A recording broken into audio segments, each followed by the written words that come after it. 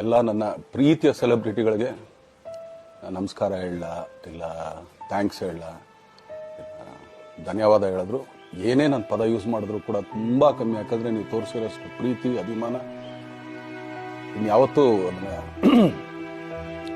ಅದು ಯಾವ ಥರ ರಿಟರ್ನ್ ಮಾಡೋದು ನನಗೂ ಗೊತ್ತಾಗಲ್ಲ. ಬಟ್ ಇವತ್ತು ಆ್ಯಕ್ಚುಲಿ ಇಲ್ಲಿ ಕುತ್ಕೊಳ್ಳೋಕ್ಕಾಗಲಿ ಹೇಳೋಕ್ಕಾಗಲಿ ಒಂದೇ ಒಂದು ರೀಸನ್ ಏನಂತಂದರೆ ಇದು ಆ್ಯಕ್ಚುಲಿ ಬರ್ಡೇ.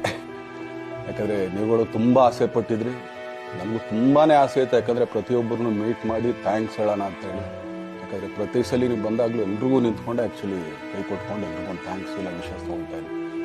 ಬಟ್ ಈ ಸಲ ಒಂದೇ ಒಂದು ಪ್ರಾಬ್ಲಮ್ ಏನಂತಂದರೆ, ಏನೋ ದೊಡ್ಡ ಪ್ರಾಬ್ಲಮ್ ಅಂತ ನಾನು ಹೇಳ್ತಲ್ಲ, ನನ್ನ ಹೆಲ್ತ್ ಇಶ್ಯೂ ಅಷ್ಟೇ, ಇನ್ನೇನೂ ಇಲ್ಲ.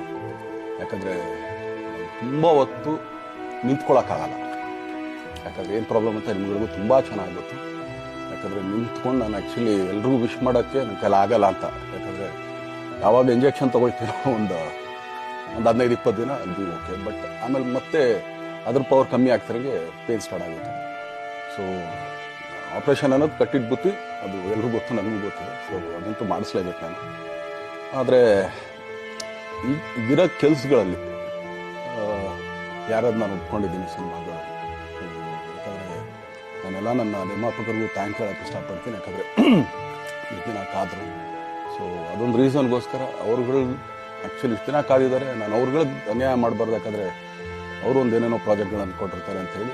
ಸೊ ಅದಕ್ಕೋಸ್ಕರ ಸ್ವಲ್ಪ ಇದು ಮಾಡ್ತಾಯಿದ್ದೀನಿ. ಯಾಕಂದರೆ ಎಲ್ಲರಿಗೂ ಪುಷ್ ಆಗುತ್ತೆ ಅಲ್ಲಿವ್ರಿಗೆ ಪುಷ್ ಮಾಡೋಣ ಅಂತ ನಾನು ಟ್ರೈ ಮಾಡ್ತಾಯಿದ್ದೀನಿ, ಇಲ್ಲ ಅಂತಲ್ಲ. ಸೊ ಆದ್ದರಿಂದ ದಯಮಾಡಿ ಎಲ್ಲ ನನ್ನ ಸೆಲೆಬ್ರಿಟಿಗಳು, ನನ್ನ ಪ್ರೀತಿಯ ಸೆಲೆಬ್ರಿಟಿಗಳು, ಇದೊಂದ್ಸಲಿ ನನಗೆ ಕ್ಷಮೆ ಕೊಟ್ರಿ. ಯಾಕಂದರೆ ನಾನು ಸಿಗ್ತೀನಿ, ನಾನು ಸಿಗಲ್ಲ ಅಂತಲ್ಲ, ಖಂಡಿತ 101% ನಾನು ಸಿಗಬೇಕು. ಯಾಕಂದರೆ ನಮ್ಮೆಲ್ಲ ಇಂಡಿವಿಜುವಲಿ ನಾನು ಥ್ಯಾಂಕ್ಸ್ ಹೇಳಲೇಬೇಕು ಅದನ್ನು.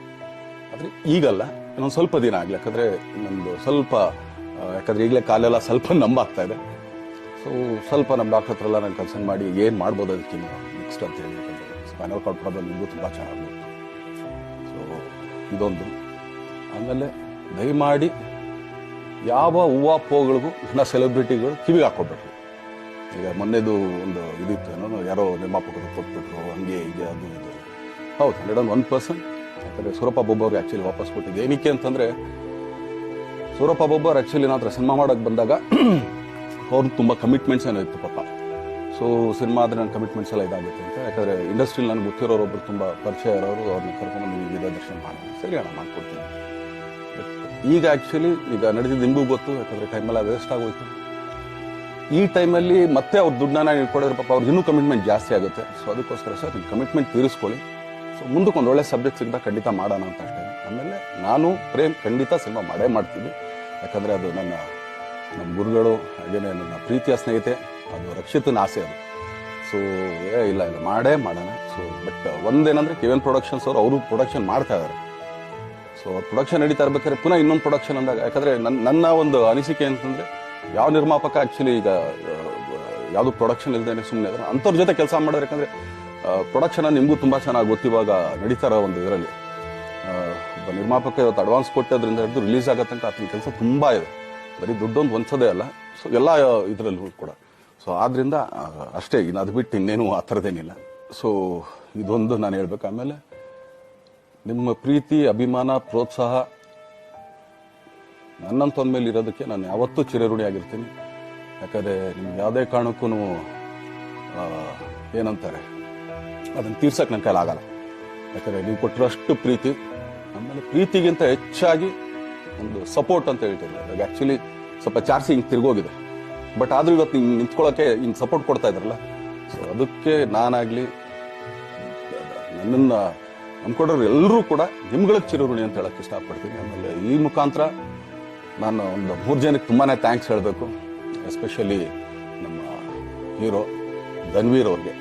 ಯಾಕಂದರೆ ಆತ ಪಾಪ ಯಾವಾಗಲೂ ಜೊತೆಲೇ ಇದ್ದು ನಮ್ಮೊಂದು ದೊಡ್ಡ ಬೆನ್ನೆಲುಬು, ಮಾರಲ್ ಸಪೋರ್ಟ್ ಆಗಿದ್ದು. ಸೊ ಧನ್ವೀರ್ ಅವ್ರಿಗೂ ಥ್ಯಾಂಕ್ಸ್. ಹಾಗೆಯೇ ನಮ್ಮ ಬುಲ್ಬುಲ್ ರಚಿತಾರಾಮ್ವ್ರಿಗೂ ತುಂಬಾ ಥ್ಯಾಂಕ್ಸ್. ಹಾಗೆಯೇ ನನ್ನ ಪ್ರಾಣ ಸ್ನೇಹಿತೆ ಆದ ರಕ್ಷಿತ್ಗೂ ಥ್ಯಾಂಕ್ಸ್.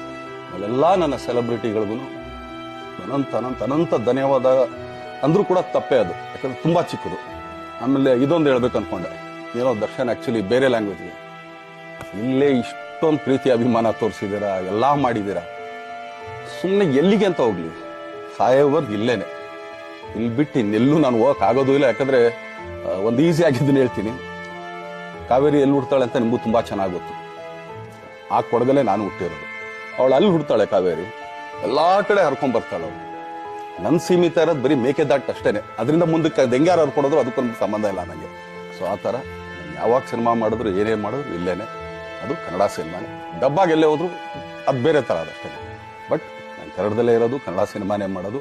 ದಯವಿಟ್ಟು ನನ್ನ ಪ್ರೀತಿಯ ಸೆಲೆಬ್ರಿಟಿಗಳು, ನಿಮ್ಮ ಅಭಿಮಾನ, ನಿಮ್ಮ ಪ್ರೋತ್ಸಾಹ, ನಿಮ್ಮ ಆಶೀರ್ವಾದ ಸದಾ ಹೀಗೆ ಇರಲಿ ಅಂತ ಕೇಳ್ಕೊಳ್ತೀನಿ. ಖಂಡಿತ ಈ ಬರ್ಡೇಗೆ ಯಾರು ಸಾಂಗ್ಗಳು ಮಾಡಿದ್ರು, ಸೊ ಅವರೆಲ್ರಿಗೂ ಥ್ಯಾಂಕ್ಸ್. ಆ್ಯಕ್ಚುಲಿ ಎಲ್ಲ ಸಿಂಗರ್ಸ್ಗಾಗಲಿ, ಆಮೇಲೆ ಪ್ರೊಡಕ್ಷನ್ ಅವ್ರಿಗಾಗಲಿ, ಅವ್ರುಗಳಿಗೂ ತುಂಬ ಥ್ಯಾಂಕ್ಸ್. ತುಂಬ ಒಳ್ಳೆ ಸಾಂಗ್ಗಳು ಮಾಡಿದ್ದೀರಾ. ಸೊ ಇಷ್ಟು ತೋರಿಸ್ತಾ ಇದ್ರಲ್ಲ, ಅದನ್ನ ಎಕ್ಸ್ಪ್ರೆಸ್ ಮಾಡೋಕೆ ನನಗೂ ಆಗ್ತಾಯಿಲ್ಲ. ಹೆಂಗೆ ಎಕ್ಸ್ಪ್ರೆಸ್ ಮಾಡೋದು, ಏನು ಹೇಳಿದ್ರು ಅದು ಕಮ್ಮಿನೇ ಆಗ್ತಾ ಇದೆ. ನನ್ನ ಪದ ಏನು ಹೇಳಿದ್ರು ತುಂಬ ಕಮ್ಮಿ ಆಗ್ತಾ ಇದೆ.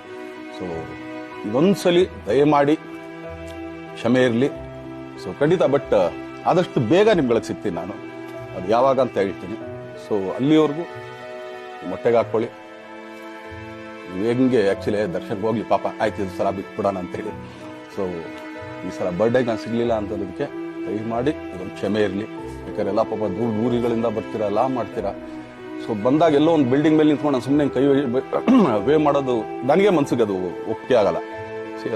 ನನಗೇನೆ ಇಷ್ಟ ಆಗಲ್ಲ. ಯಾಕಂದ್ರೆ ಪ್ರತಿ ಸಲ ಕೈ ಕೊಟ್ಟೆ ಎಲ್ರಿಗೂ ಕೂಡ ಸಿಗ್ತಾ ಇದ್ದೀನಿ ನಾವು. ಸೊ ಆದ್ರಿಂದ ದಯಮಾಡಿ ಒಂದ್ಸಲಿ ನನ್ನ ಮೇಲೆ ಕ್ಷಮೆ ಇರಲಿ ಅಂತ ಕೇಳ್ಕೊಳ್ತೀನಿ. ಎಲ್ಲ ನನ್ನ ಪ್ರೀತಿಯ ಸೆಲೆಬ್ರಿಟಿಗಳಿಗೆ ತುಂಬ ಧನ್ಯವಾದ.